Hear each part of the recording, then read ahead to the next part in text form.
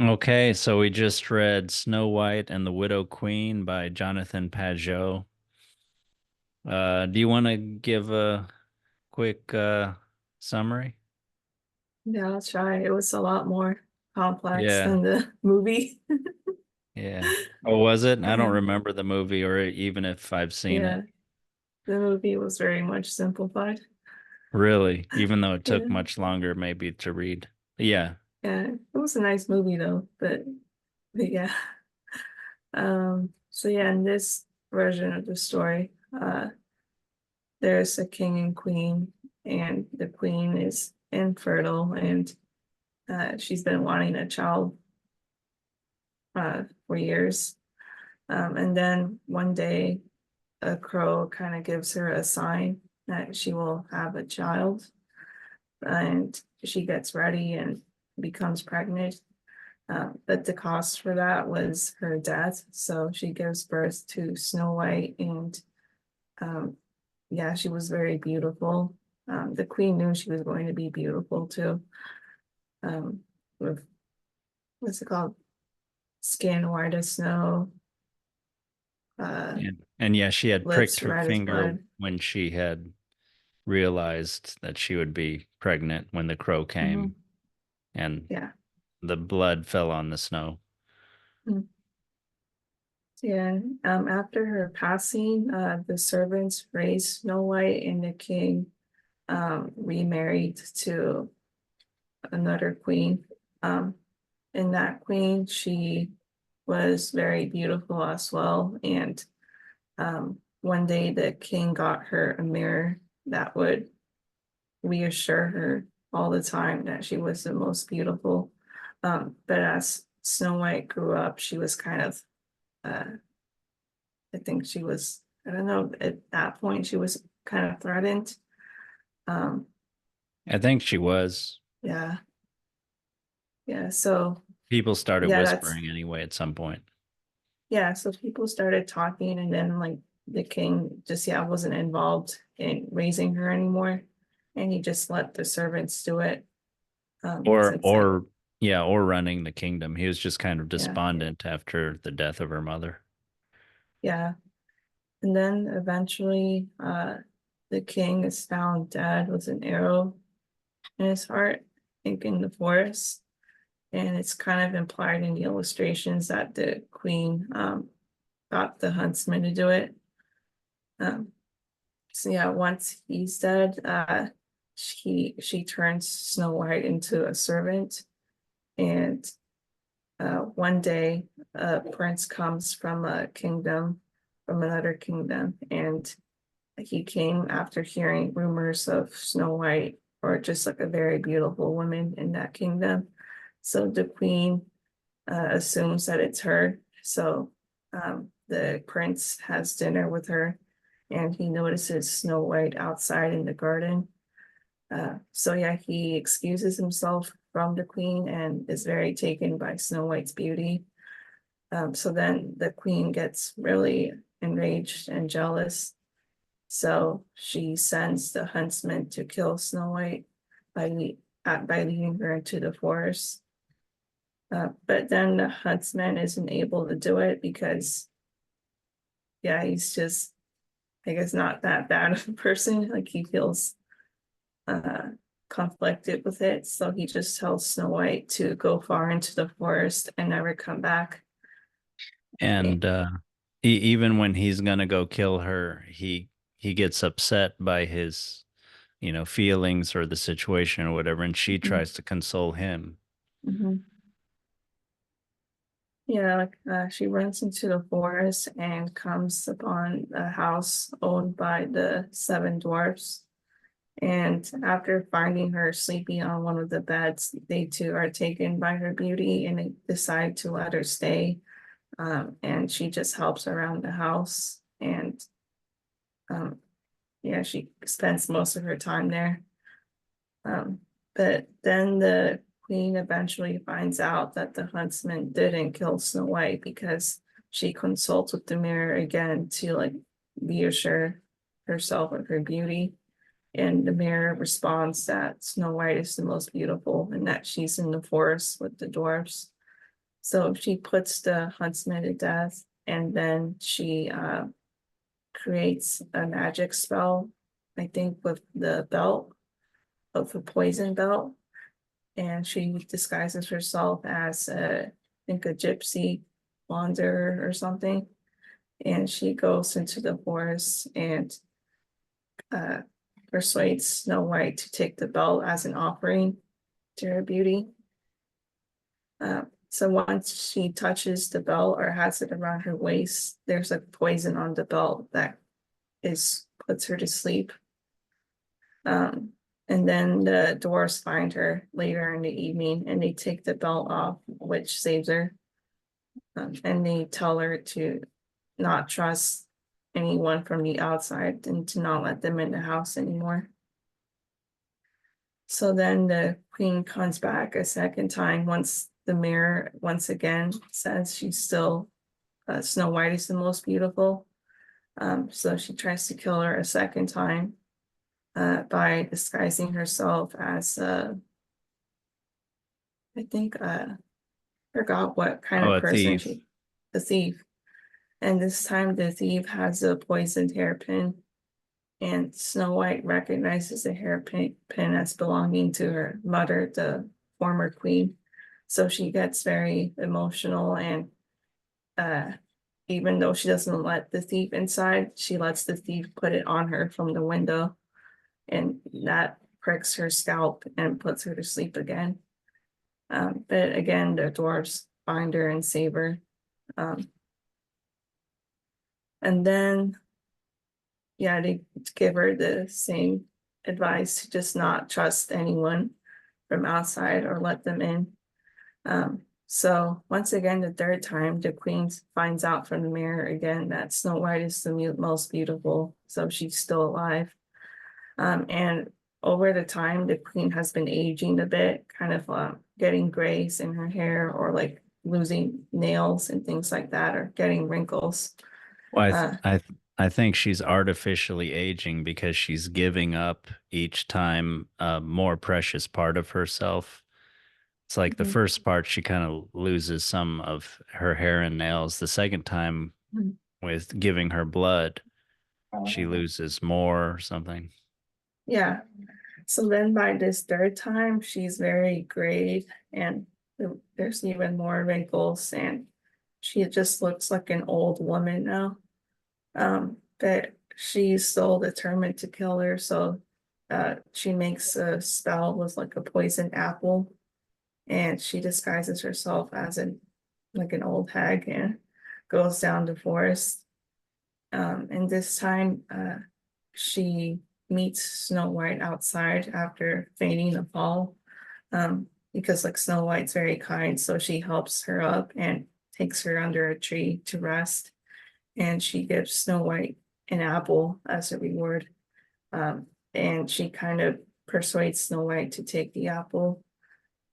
Forgot what the apple did, but I guess it gave her knowledge of beauty and or something like that. Yeah, that's Um, what she said it would do. yeah, It would be like the mirror, and it is very yeah, shiny surfaced. yeah. And Snow White was persuaded because she hoped it would help her connect with the prince again. And throughout the story, the prince had been searching for her since after meeting her in the castle. So he had been spending time searching for Snow White. Um, so yeah, Snow White bites into the apple, and this time it kills her instantly.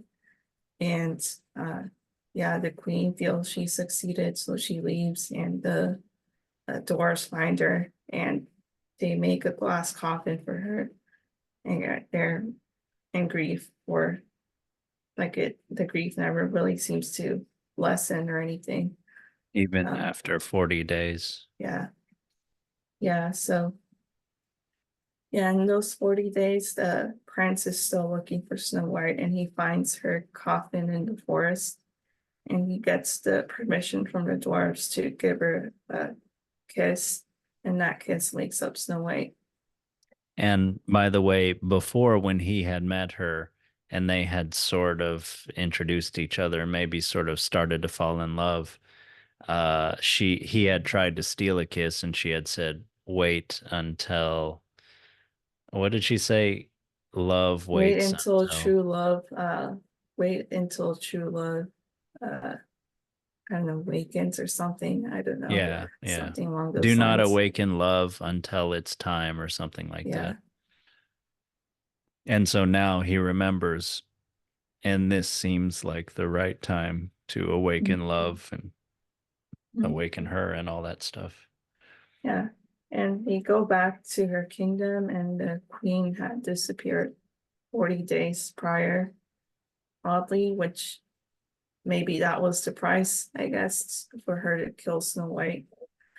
Um, so yeah, they come back to the kingdom, and she be, reclaims her nobility and becomes queen and has Yeah. children. Yeah, everybody rejoices. Mhm. Yeah, the kingdom is alive again. It's not doesn't have the vain widow queen as its ruler with the hunters roaming around killing all the animals. Mhm. All the hunters that the from the queen's land. Mhm. Oh yeah, and Oh, then and what about the last part? Yeah. oh yeah, so she meets the queen. Guess in those 40 days she disappeared and kind of continued living like it's an old hag. And she keeps going up to the castle walls trying to get back into her kingdom, but the guardsmen turn her away because they don't believe anything she's saying and just think she's crazy. And but eventually she breaks into the castle and gets put in a dungeon. And Snow White, now the queen, recognizes who it might be. So she goes to the dungeon and recognizes the former queen. So, like in an act of compassion, she just lets the queen go. And the queen, she goes out into the forest and lives in the now abandoned house that the dwarves left. Um, and yes, And that's, she, and she still lives there to this yeah, day. yeah. Oh yeah, and the dwarves became honest people. So they went from thieves to just working men since they felt kind of ashamed after Snow White asked them if they had ever, if they would ever be willing to hurt, think hurt people or something like that Yeah. at, at some point in the story. Yeah. Yeah, that's the at least the second time she shames someone from doing something bad by, by kindly sort of admonishing or just giving a good example of sort of beauty, purity, goodness.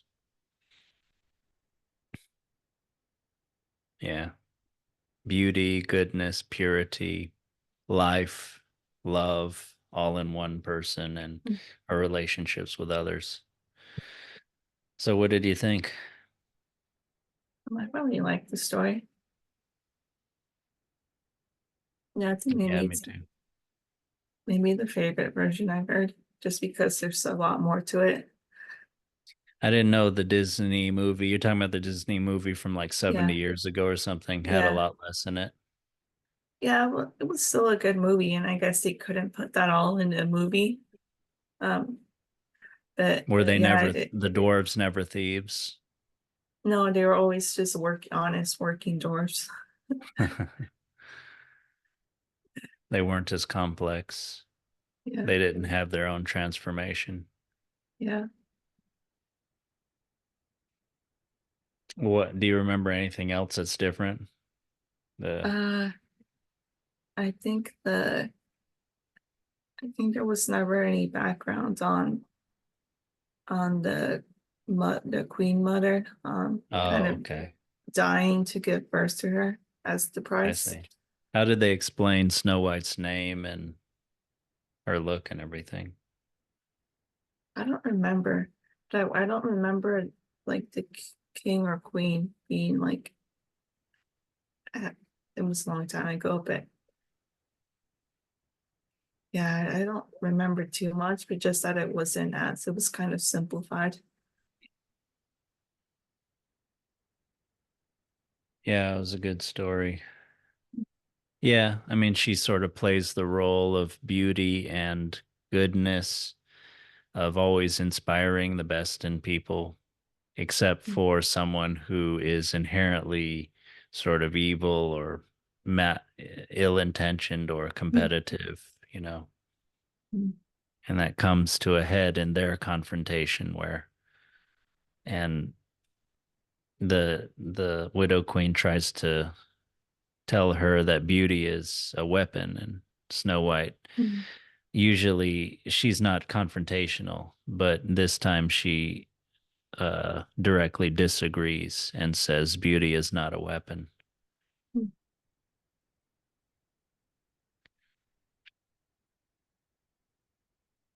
Yeah, and just gradually over the story, like the queen's interior kind of comes out physically too.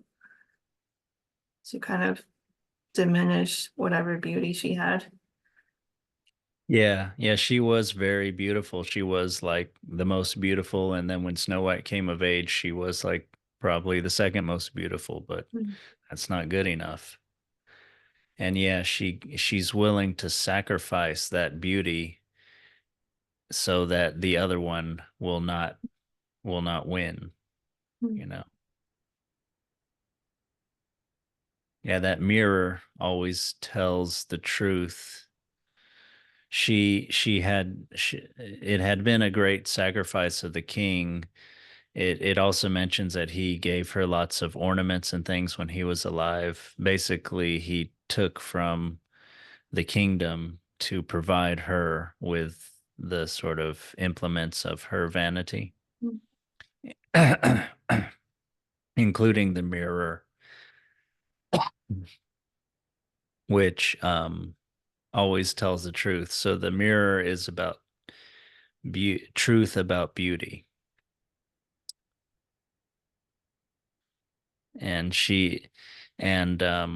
one thing is that every between her sort of hurting Snow White or making her fall asleep every time the Widow Queen sort of stays away from Mirror for a while, but eventually cannot resist the temptation to go back to it.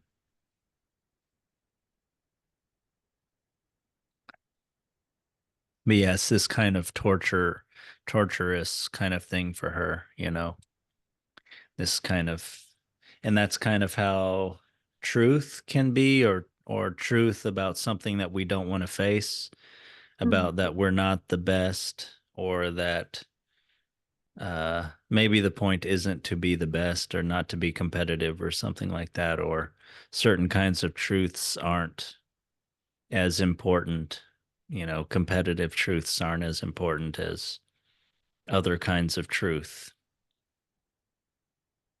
Yeah, I was thinking maybe just, you know, truth that things change and that they're not permanent. Um, and Yeah. she just couldn't face that and wanted to stay rigidly like in the same spot forever. And that's not how life is. Yeah. Yeah. She wanted to be the ruler, or at least admired. Yeah. Above all. And yeah,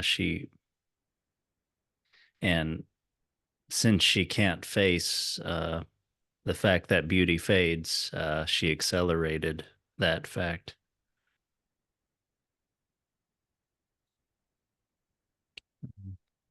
Yeah, and in the end, yeah, she lost everything, her position, her love, although she lost that early on with the king. Uh, her whatever companionship she had with the head hunter, and the other hunters.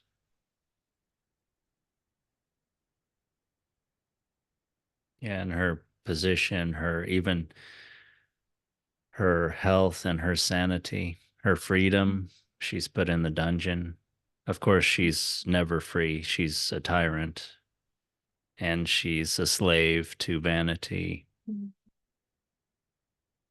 Yeah, I kind of thought of Snow White's mom, and she was also kind of the opposite of her. Like she knew like that by getting what she wanted, something was going to change and that there Yeah, would be a cost to that.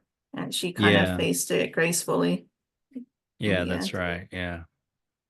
And also, she wanted to get something that would bring life to others, which is what Snow White also does. So, I mean, the her mother sacrificed her own life to bring a new life in accordance with nature. Whereas, yeah, the Widow Queen sacrifices her own life just to cause misery and without any promise or intention to yeah, bring life or love or Mm. anything about life to everyone else, you know.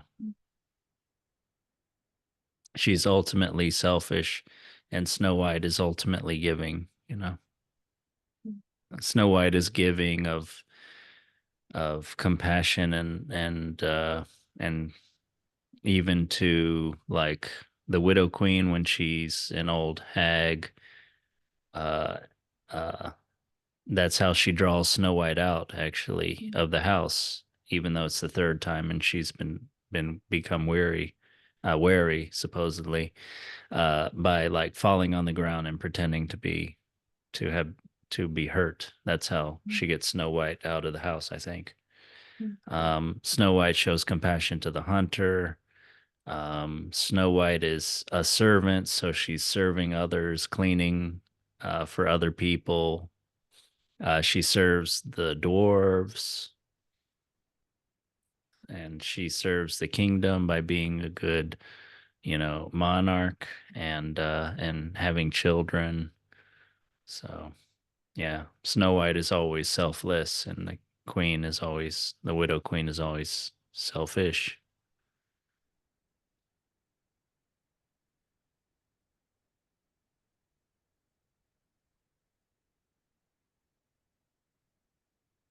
Yeah, and you have the contrast of the two houses. The king, the castle that's kind of adult responsibility, and the childlike dwarf house, which is where I don't know. Yeah, it's like a child's dwelling, and that's ultimately where the queen ends Okay. up. And the dwarves sort of graduate from living there after they've graduated from living sort of selfishly and then to becoming workers and then they become sort of the most useful with the craftsmen and guards to the castle rather than living away by themselves, you know. Didn't think of that, the child aspect of that, how it Yeah. fits. That's a Yeah. pretty good point. Yeah, I think that's why they're dwarves too. That makes it they're more childlike, but then they become more mature. And we should mention that they're sort of pushed to be that way because of the sort of degraded state of the kingdom after the king sort of abdicates his responsibility and then die and is killed, and the queen takes over. It's like the hunters roam and they're killing all the wildlife, and I think everybody becomes sort of a worse version of themselves, probably, including those dwarves who sort of just live as parasites rather than to produce or to serve, which they end up doing later, you know. As Yeah. miners, they take from the earth and they provide something useful or ornamental for people. But then as craftsmen and as guards, they, truly serve the making and guarding things for people. Mm.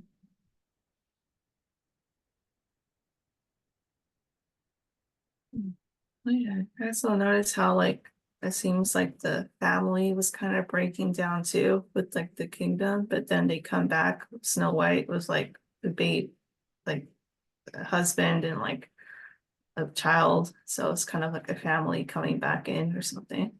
That's right. And Yeah, their own family, but also the family of the whole country. yeah, Everybody rejoices and they're connected to them and yeah. they're serving them too,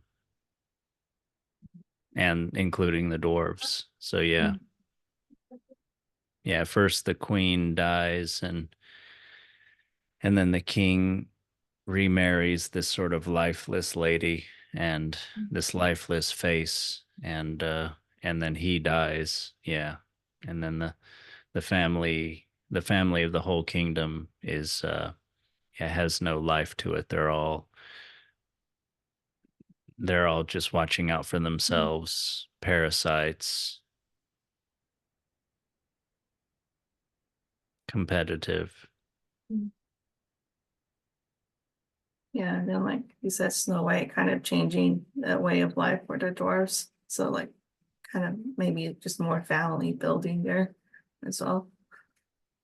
Yeah, yeah, being more Yeah. responsible, having shame, yeah, having pride.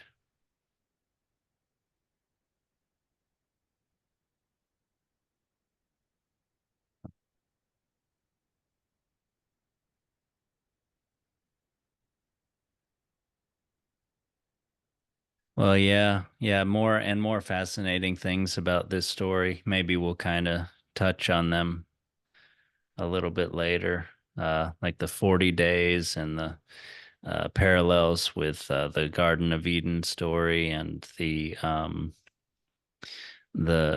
the start of the Trojan War with the apple of the Hesperides and things.